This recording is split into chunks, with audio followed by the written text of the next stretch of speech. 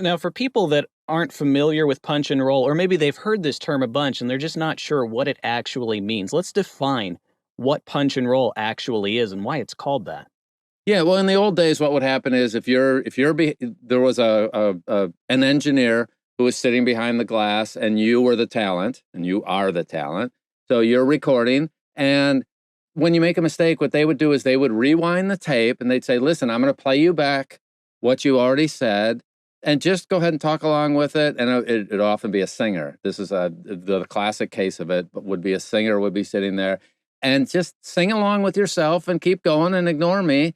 Then what they would do is they would have their finger on the button, and the singer would sing up to a certain point, and they would go boom and turn on the recorder, and they would keep singing.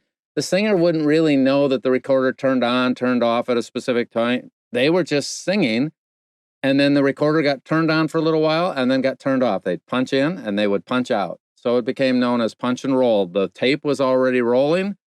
The singer would sing along with what they would do.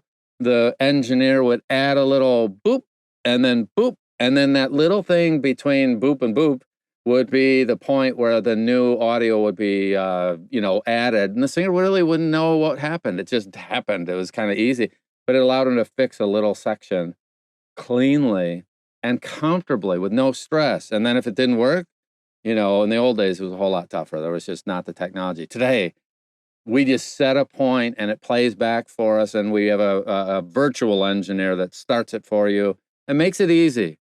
So at the end of the day, it's nothing more than I want to start here, play me back some, and then it automatically does the rest. So it's really simple. It's a lot easier than back in the day.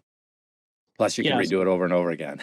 Right. So instead of snapping our fingers every time we make a mistake in our narration or our voiceover, and having to go back and edit that error out or all of those mistakes out when we get done with the file, with punch and roll, we stop when we make a mistake, then we go back to before the mistake.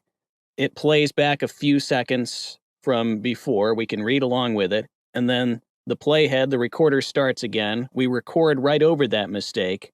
And so by the time we get to the end of the file, we have no mistakes to edit out. We don't really have to edit at the end because we've been doing it as we go. And it ends up, once you have it down and you can do all these things with 1 or 2 clicks and a keyboard shortcut, it ends up being much faster both during and after.